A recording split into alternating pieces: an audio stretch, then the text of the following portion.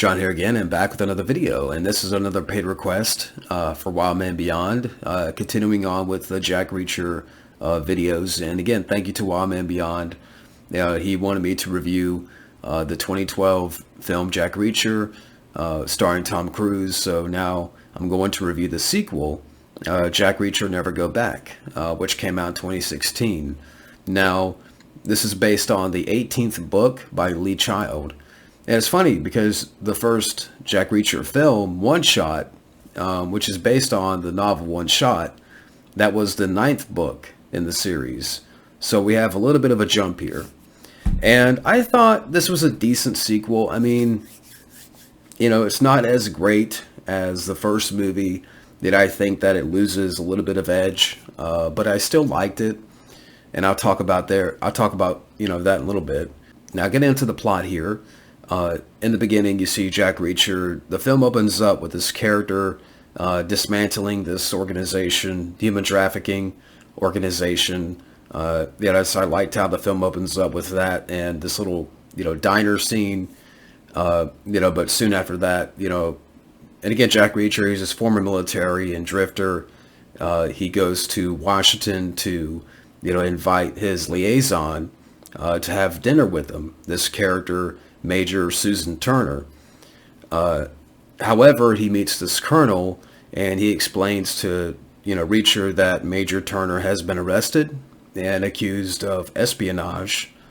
So Jack is, seeking out her lawyer, trying to get more information, what's going on here. And he explains that Major Turner has also been accused of murders of 2 soldiers in Afghanistan. And basically, he also tells that, Jack is being sued, accused by a woman of being the father of her 15-year-old daughter, Samantha. So you got this little subplot going on with that. And, when the lawyer that Jack meets up with early on in the film is murdered, Jack is accused of being the killer. And he's sent to prison. And, he sees that, Turner and he have been framed. So, and also that Turner would be killed by the 2 assassins. However, he rescues her and they flee. And they soon realize that there's a conspiracy involving military people from the army and a government contractor. And that, Samantha, this girl's in danger. And so, Cruise, his character, Dreacher, and, this Major, Susan Turner, and this girl, they're on the run, and they're trying to find, the motive of this conspiracy. So that's kind of the plot here to this film. And I know describing the plot was a kind of a mouthful even for me, but, the film is directed by Edward Zwick. Now, if that name sounds familiar, this is the same director that directed Legends of the Fall, Courage Under Fire. He worked with Tom Cruise before. He directed The Last Samurai. And so he's a very capable director. But I don't know if he was totally right for this sequel. Where again, the first film I thought had more of an edge to it. And I think with this sequel here, that drops a little bit. Even if you look on IMDb, Jack Reacher, this film gets a 7 out of 10, and I think this one gets a 6.2. But even with that said, I still think this is a decent movie. But I don't know if Edward Zwick, while he's again a very capable director, if he was totally right for this project. I don't know if there were other directors that they considered or what have you. But so maybe it's decent, like if I talk about direction, it's decent. Now the cast here, Tom Cruise again plays Jack Reacher. And again, Tom Cruise is still solid here. I still liked him as this character. The only thing I would say is, while Tom Cruise is good here, but even by this point, Tom Cruise is what, 54? And even like, in this film here, he's 50. And Tom Cruise, he still got it and all that stuff. I mean, he's already filmed, Mission Impossible 7, and they're doing Mission Impossible 8. So Tom Cruise is still going. But I wonder if, like, what if they had done this, early, like, right after the first book came out? If you would have started back then with Tom Cruise, where he was in his, mid 30s or what have you. And again, that's not, I don't mean that to sound as a negative, but, it's like you're kind of starting late here, with Tom Cruise, where the Jack Reacher character is a character that is actually in the movie. They describe the character as in his 40s. And at this point, Tom Cruise is 54. So, and, this year he's going to be 60.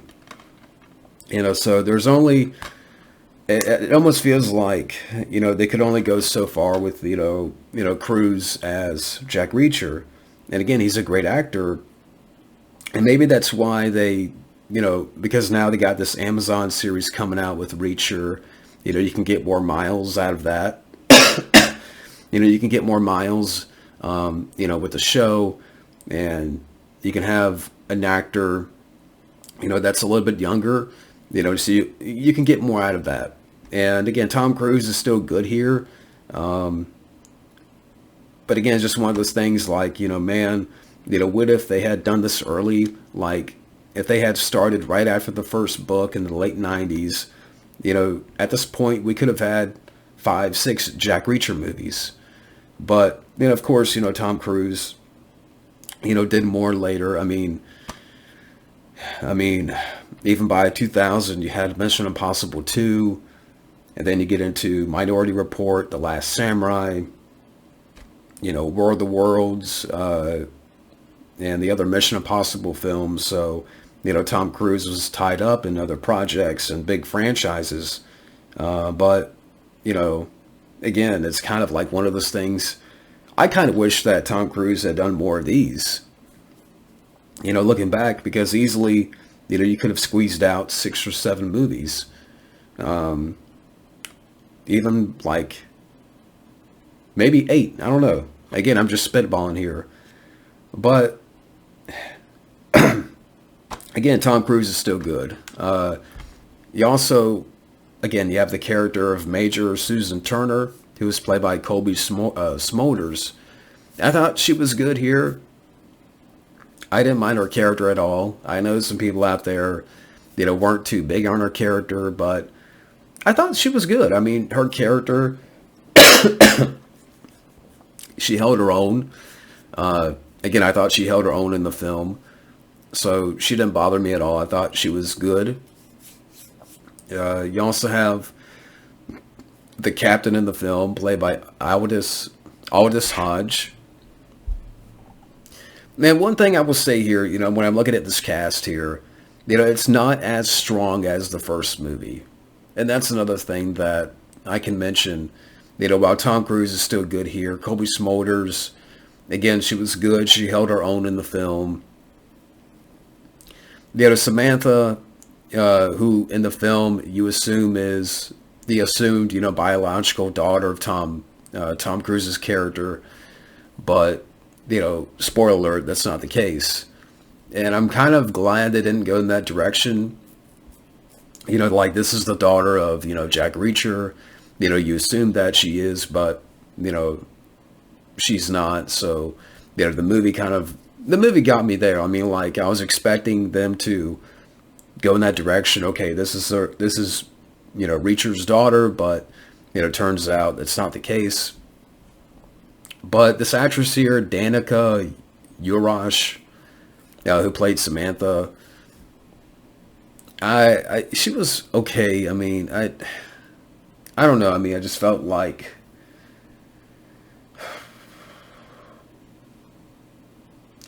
I don't know, just, I don't think the actress was the best part. I mean, again, I would say at the most, she was okay, but then again, I don't know. Maybe I'm just indifferent about her. And again, maybe I'm glad that they didn't go in the obvious direction of, okay, this is, Reacher's daughter, but I don't know if it wasn't the right actress for that. Like maybe you could have gotten another actress that could have played the character. But maybe, maybe for me, for my liking, okay, you have one character that is with Jack Reacher, the Susan Turner character, but you add another character to that. Like, you want to see Jack Reacher by himself. You want to see Jack Reacher, trying to solve, this conspiracy by himself. And it's like when you start to add more and more people, it kind of, loses the edge a little bit. You lose that edge of the first movie, where Jack Reacher, he's on his own and he's trying to solve, this conspiracy on his own. But I mean, again, Tom Cruise is still good, but you know what I'm saying? Like, maybe I was just too indifferent with the Samantha character. You also have the villain in the film here, who plays the hunter, Patrick Husinger, and I thought he was just, he just felt like a poor Jai Courtney here. I mean, as far as the look of the character, the look of the villain was very too similar to Jai Courtney. I thought Jai Courtney, was a better villain in the first movie. And again, like I said in my review of the Jack Reacher film, I'm not a big Jai Courtney fan, but I thought he was good in the movie. But here, you have a villain that, looks too much like Jai Courtney, and it's like even more of a blander version of Jai Courtney. Like the Great Value version. Like, Jai Courtney I thought was good in Jack Reacher. This is like even more of a blander version. So I didn't really care. I mean, there's a couple of moments where, he has a fight with Jack Reacher or what have you. Like, okay, in the final act, when they're on the rooftops and they're chasing after the hunter, the villain here, and Tom Cruise and the villain get into a little fight on the rooftops, and Tom Cruise, he takes the villain off the rooftop, with the freaking spear, like a tackle. He tackles him off the rooftop. And so, okay, I thought that was decent. But I felt the first movie had a better villain. Robert Knepper as this general in the film, he's there for a little bit. I mean, this guy, you've seen him before. He's on Transporter 3, the Hitman movie. So even the villains here aren't as great as the first movie. So, I mean, I would say the cast overall, again, Tom Cruise is really solid. Colby Smulders, I know there's some people out there that weren't too big on her character, but I didn't mind her. But other than that, I mean, again, I thought the Samantha character I could have done without, to be honest with you. The villains are not as memorable here compared to the first movie. So that's my thoughts on the cast. As far as the score, I can't remember too much about the score here. Fight scenes, I mean, I would say, this one, focuses a little bit more on the action. But at the same time, like, it doesn't have, I keep going back to, the edge. Like, it doesn't have that edge of the first movie, because Jack Reacher was by himself. In this film, he's tagged along with, Colby Smulders' character and the Samantha character. And it's like, okay, Tom Cruise does have, some shining moments here. And like, again, in the third act, when they face off, he has a face off with, the bad guy on the rooftops. Meanwhile, there's this parade happening in New Orleans, because that's where it happens. So you got this like Halloween parade. So I like that little aspect, where there's this parade going on and there's this chase on the rooftops, early on in the film, where Reacher, or, the breakout and the prison scene, I thought was decent. So you get some good beats of action throughout the movie, but again, it just doesn't have the edge of, say, this movie. I mean, I'm trying to think what else to mention here. I would say overall, with this film, well, I've already reviewed this, but I didn't have Jack Reacher Never Go Back. I had to rent it, but I would say overall, again, it's a decent sequel. Tom Cruise is still good. There's some good bits of action when it does happen, but I think the first film, between the two, is the better film. I thought it was more entertaining, more engaging, more hardcore, had more of an edge to it. This film here, because maybe it's quite a bit of a jump. I mean, the Jack Reacher film that came out in 2012 is based on the 9th book in the series. This one is the 18th. So it's kind of a little bit of a jump there too. Like, what happened in between? Why couldn't they have went on to the 10th? If this is the 9th, why didn't they go to the 10th, the next one? Or maybe, this was, this film here, maybe the book, Never Go Back, probably came out, shortly before, so they wanted to go off of that, a novel that was fresh, in the series, but, so, I don't have tons of problems with the movie. I would say, I don't think the supporting cast is as strong. The villains are not as strong. Decent bits of action. The third act I thought was fun. Yeah, I did like the third act. With the New Orleans setting and the parade happening and the stuff on the rooftops, again, it was fun. So again, a decent movie, decent sequel. But that's it for now. That's my review of Jack Reacher Never Go Back. But thank you for watching, and stay tuned for more. For those interested, if you'd like to support the channel, I'll leave links down below in the description for PayPal and Patreon, where you can request the following content. PayPal, anything you want to donate there, and Patreon, where you can request the same content, but that also includes crediting and videos. But that's it for now. Thank you for watching, and have a good day.